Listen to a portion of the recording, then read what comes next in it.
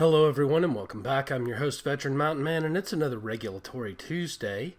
I know we just recently had a set of elections, and I know there's a lot of discussion on the mainstream media about voter impropriety, there is no voter for yada, yada, yada. We're not going to discuss that today. What I am going to discuss is the fact that if you feel that your election system did not work the way it was supposed to, one of the things you need to do is get active in your community politics and your state politics. And I'm going to explain why. See, the United States is a federalist system. That means that we have a big federal government at the top, then you have your state government, then you have your county and city governments.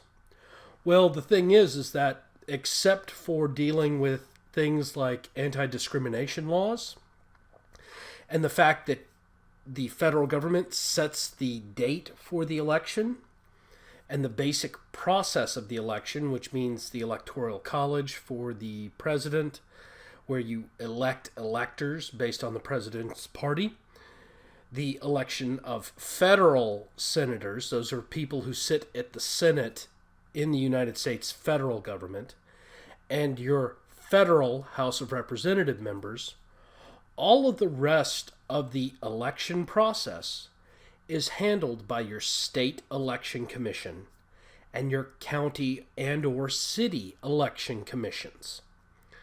So the thing that you need to do is bring pressure to bear on your local, county, and city politicians and your state representatives and or state senate, whatever the particular forms of the republic of the state that you live in, to make changes to the election process that will be less obtrusive or less prone to manipulation.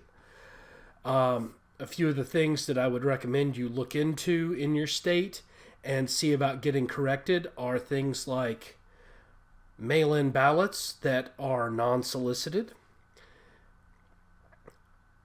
motor voter registration, especially if it's denial of registration, motor voter registration, as well as who is eligible and eligibility requirements, and roll cleanup.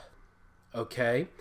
The reason I'm talking about this is because almost all of the improprieties go into things that are affected by the local county commissions or the statewide election commissions that people are bringing into question. And while, depending upon the situation, the U.S. Supreme Court has weighed in on some of these issues in the past, such as Bush v. Gore, in a lot of cases, the local courts and the state courts and the state Supreme Court has been the final ruling arbiter on a lot of this. So some of the things like unsolicited mail-in balloting in Pennsylvania, which is supposed to go up for ballot initiative, has already occurred and violated the Pennsylvania state constitution. So if you're a Pennsylvania resident and you don't like that happened, you need to get involved with your local state politics and push to have that issue resolved. A lot of the recount issues and Dominion voting issues and even having people, poll watchers, pushed out of the polling areas or forced to stand X number of yards away where they couldn't authenticate or validate a lot of these different ballot tallyings.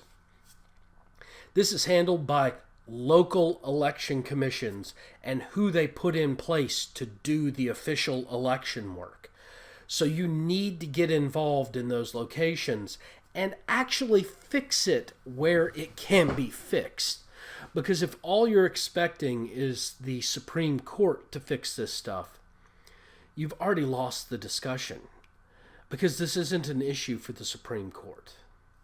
This is an issue for you to deal with at your local level.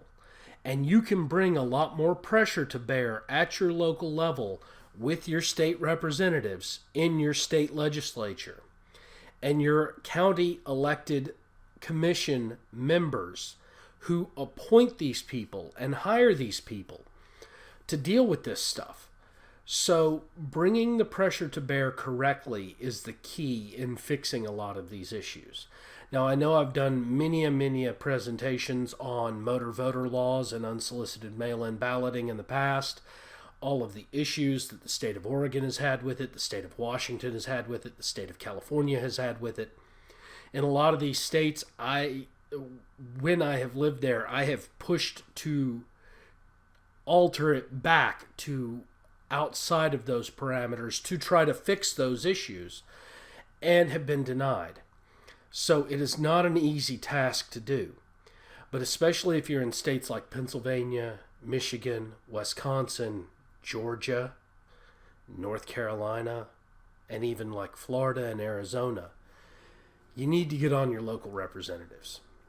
You need to call your local representative members. You need to have meetings at town halls with your local representative members, and you need to push to fix those things. The state of Tennessee did not do unsolicited mail-in balloting, and that is one of those things I am thankful for. Now, I am going to start pressuring the county election commissions and the state election board to reverse the motor voter registration in the state of Tennessee, because the motor voter registration is one of those things that fundamentally is a bad scenario, especially since even though in the state of Tennessee it's an opt-in system instead of an opt-out system, which is preferential if you're going to do motor voter, it is still an issue in the fact that in some cases people will still get registered erroneously because they either leave the form blank and somebody just makes an assumption, or somebody is unscrupulous and registers them anyway even though they know they aren't entitled to vote. And while it's not necessarily that individual's issue, the fact that they are on the voter rolls and the fact that they could vote and therefore vote illegally without anybody easily being able to tell is an issue. Another thing that you'll want to check in on is what's called provincial balloting. And that is where a person can fill in a ballot even if they might not be eligible. And sometimes those provincial ballots get counted even though they shouldn't be. So these are things that you need to start looking at your own state level, talking to your county commission, talking to your state legislature about, and fix within your own state. And the reason being is because if we're going to remain a free people in a republic, little r republic style government, we have to have these kind of laws and policies make sense. They need to be under the populace's control, and they need to be monitored. And that takes active work as a citizen managing these things. Well, I want to thank you all again for listening to me rant about this. Don't forget to hit the like button if you thought that this content was worthwhile. Don't forget to subscribe. Also, don't forget to check out the other social media links down below. And as always, have yourself a beautiful day.